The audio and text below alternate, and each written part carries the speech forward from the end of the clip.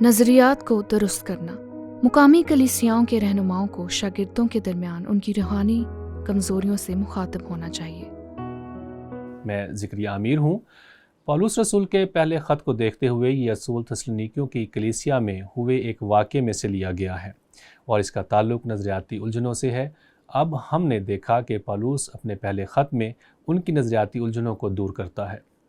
خاص طور پر اس لیے کہ اس کا تعلق ان سے تھا جو مسیح کے آنے سے پہلے یا اس کے آنے کے بعد مر چکے تھے، اور پولس تسلونیکیوں کو یہ یقین دلاتا ہے کہ وہ لوگ جو مسیح کے آنے سے پہلے مر چکے ہیں اس کے ساتھ ہوں گے، اور وہ اس کی وضاحت کرتا ہے، اور یہ بہت زبردست سچ ہے۔ لیکن اب وہ ایک ایسے مسئلے کی طرف آتا ہے جو اس دوسرے خط کے آغاز میں بالکل واضح طور پر سامنے آیا ہے۔ اب یہ سمجھیں، آئیے دیکھتے ہیں کہ اس نے اپنے پہلے خط کو کیسے متعارف کروایا، اور یہاں 3 چیزیں ہیں جس کے لیے اس نے خدا کا شکر ادا کیا۔ اس نے ایمان کے وسیلے سے ہونے والے کام کے لیے خدا کا شکر ادا کیا، ان کی محنت محبت سے متاثر ہوئی، ان کی امید کے صبر سے متاثر ہوئی۔ پولس نے ان 3 الفاظ کا استعمال کیا: ایمان، امید اور محبت، ان کی حوصلہ افزائی کے لیے۔ خدا کا شکر ادا کیا کہ وہ ترقی کر رہے ہیں۔ در حقیقت پولس نے کہا، مجھے فخر ہے کہ تم مسیح میں کس قدر ترقی کر رہے ہو، لیکن اس خط میں یہاں تعارف میں ہی کچھ مختلف ہے، اور غور کریں کہ وہ کیا ہے۔ وہ ایمان اور محبت کی بات کرتا ہے۔ یہ دونوں مشابہت رکھتے ہیں۔ اے بھائیو، تمہارے بارے میں ہر وقت خدا کا شکر کرنا ہم پر فرض ہے۔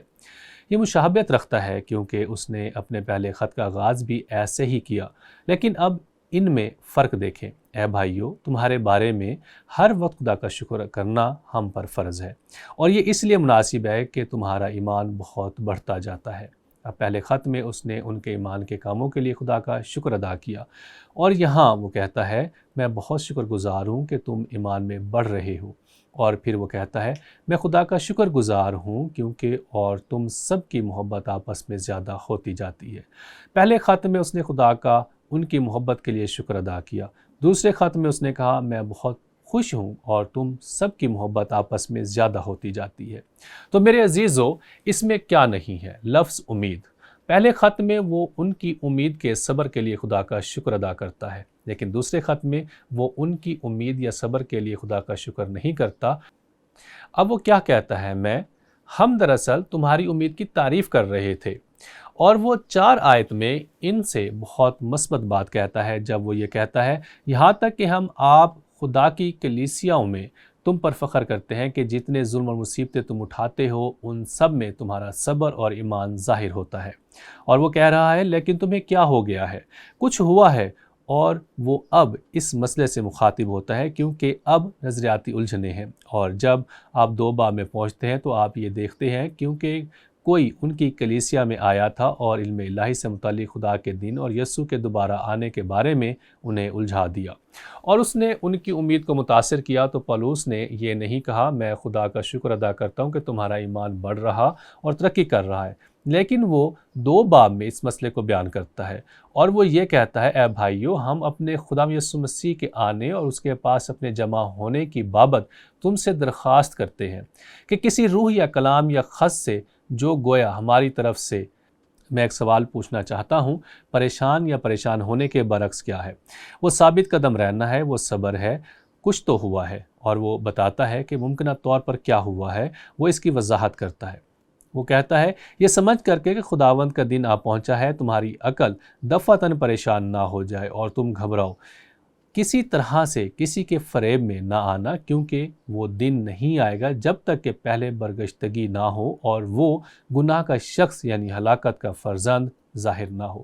اور اس طرح پولس ایک سنگین مذہبی مسئلے کو حل کر رہا ہے اور ایک بار پھر ان کی امید پر انہیں نظریاتی طور پر قائم کرنے میں مدد کر رہا ہے۔ اب کیا ہوا تھا؟ ٹھیک ہے، ہم واقعی نہیں جانتے، شاید اس کلیسیا میں کسی نے کہا یا کسی نے کچھ کیا۔ ہمیں خدا کی طرف سے پیغام ملا ہے، ہمیں ایک پیغام ملا ہے، خدا نے ہمیں بتایا کہ خداوند کا دن آ چکا ہے۔ ویسے اسی لیے پولس کہتا ہے، پیشین گوئیوں کو حقیر نہ جانو بلکہ بہت ہوشیار رہو، کیونکہ کوئی آپ کو جھوٹی پیشین گوئیوں سے گمراہ کرنے کی کوشش کر سکتا ہے، یا یہ ممکن ہے کہ کوئی باہر سے اندر آیا ہو۔ کسی طرح پولس کہہ رہا ہے، میں نہیں جانتا کہ کیا ہوا، لیکن یہ جھوٹی پیشین گوئی ہو سکتی ہے کیونکہ خداوند کا دن نہیں آیا، یا وہ کہتا ہے شاید کوئی وہ اس کی طرف اشارہ کرتا ہے۔ ہو سکتا ہے کہ کوئی پیغام لے کر آئے اور کہے ہم نے پولس کو کہتے اور تعلیم دیتے سنا ہے اور خداوند کا دن آ چکا ہے۔ اور پولس نے کہا یہ سچ نہیں ہے کہ کسی روح یا کلام یا خط سے جو گویا ہماری طرف سے ہو، یہ سمجھ کر کے خداوند کا دن نہ پہنچا ہے تمہاری عقل دفعتاً پریشان نہ ہو جائے۔ ہو سکتا ہے کسی نے جیل سازی کر کے پولس کا نام لکھا ہو اور کہا خداوند کا دن آ چکا ہے۔ اب تھسلنیکیوں میں ایسے لوگ تھے جو اس قابل تھے۔ مثال کے طور پر یاد کریں جب پولس اور سیلاس اور تیموتھیوس تھسلنیکے آئے تھے، اس سے زیادہ مہینے پہلے، یہ خط شاید 1 سال پہلے لکھا گیا تھا اور وہ مسیح کے پاس آئے تھے، لیکن یاد رکھیں کہ یہودیوں کا ایک گروہ تھا جسے بہت زیادہ خطرہ تھا، اور یہ کہتا ہے انہوں نے اعمال کی کتاب میں انہوں نے تقسیم پیدا کرنے کے لیے برے آدمیوں کی خدمات حاصل کی، اور اتنی تقسیم اور ہنگامہ آرائی ہوئی کہ پولس رسول اور سیلاس کو رات کو وہاں سے جانا پڑا۔ ان کی جان کو لاحق خطرات کی وجہ سے اب وہ لوگ تسنیکے میں رہتے تھے۔ یہ صرف مہینوں بعد ہے، 1 سال بعد زیادہ سے زیادہ۔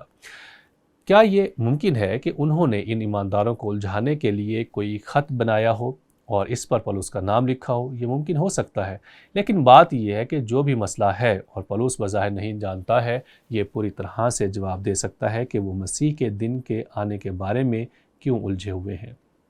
تو میرے عزیزو، وہ 2 باب کی 3 آیت میں کہتا ہے اور اس نے یہ کہا، وہ گناہ کے شخص کی بات کرتا ہے، کسی طرح سے کسی کے فریب میں نہ آنا، کیونکہ وہ دن نہیں آئے گا جب تک کہ پہلے برگشتگی نہ ہو اور وہ گناہ کا شخص یعنی ہلاکت کا فرزند ظاہر نہ ہو، جو مخالفت کرتا ہے اور ہر ایک سے جو خدا یا معبود کہلاتا ہے اپنے آپ کو بڑا ٹھہراتا ہے، یہاں تک کہ وہ خدا کے مقدس میں بیٹھ کر اپنے آپ کو خدا ظاہر کرتا ہے۔ ویسے ہمارے پاس وہاں تھوڑا سا اشارہ ہے۔ پولس جس ہیکل کا حوالہ دے رہا ہے وہ ہیکل یروشلم کی ہے، اب یہ بھی موجود ہے۔ یہ 70 عیسوی تک تباہ نہیں ہوئی تھی، اور یہ 70 عیسوی کی بات نہیں ہے جب پولس نے یہ خط لکھا تھا، اس سے پہلے کی بات ہے۔ تو پولس کہہ رہا ہے کسی طرح سے کسی کے فریب میں نہ آنا، کیونکہ وہ دن نہیں آئے گا جب تک کہ پہلے برگشتگی نہ ہو اور وہ گناہ کا شخص یعنی ہلاکت کا فرزند ظاہر نہ ہو۔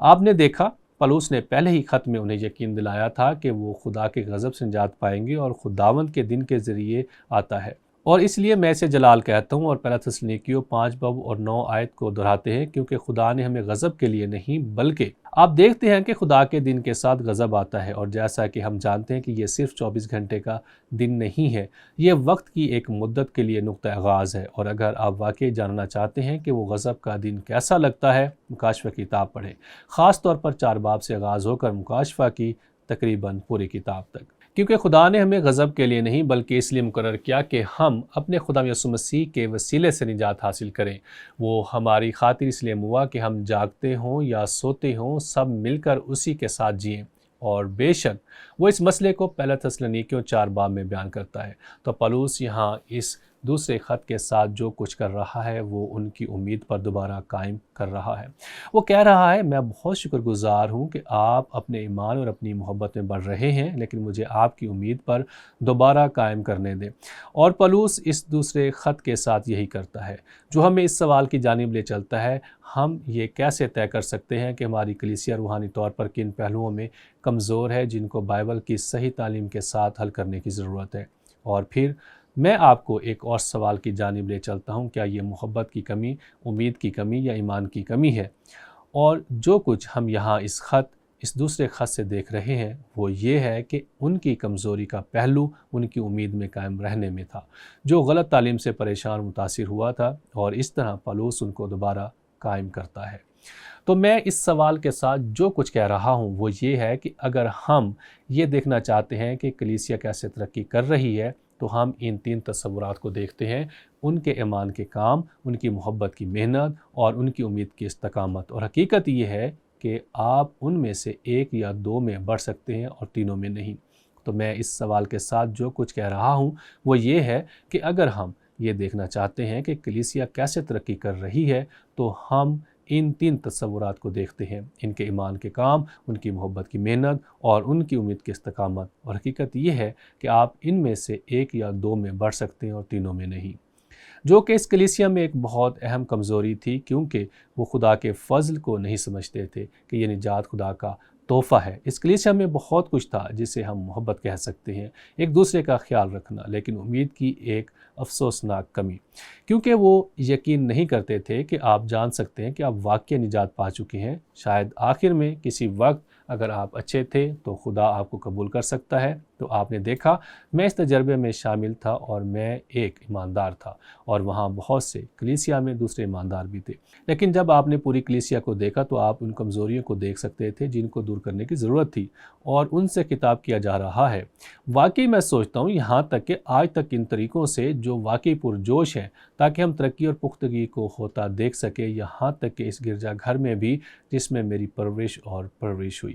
تو جو ہم صرف یہ کہہ رہے ہیں کہ ایک پختہ کلیسیا، ایک حقیقی پختہ کلیسیا تینوں میں بڑھ رہا ہے، ایمان کا کام جو ہمارے طرز زندگی میں مسیح کے لائق چلنا ہے، ہماری امید کی برداشت جسے ہر نظریے کی ہوا سے ادھر ادھر نہیں پھینکا جا رہا، اور ہماری محبت کی محنت جو روح کے پھل کی عکاسی کر رہی ہے اور ان تینوں میں زیادہ بڑھ رہی ہے، یہ ترقی پسند تقدیس ہے جب تک کہ یسوع مسیح دوبارہ نہ آ جائے اور ہم اس کے ساتھ ہیں۔ تو زندگی گزارنے کا اصول یہ ہے، مقامی کلیسیاؤں کے رہنماؤں کو شاگردوں کے درمیان ان کی روحانی کمزوریوں سے مخاطب ہونا چاہیے۔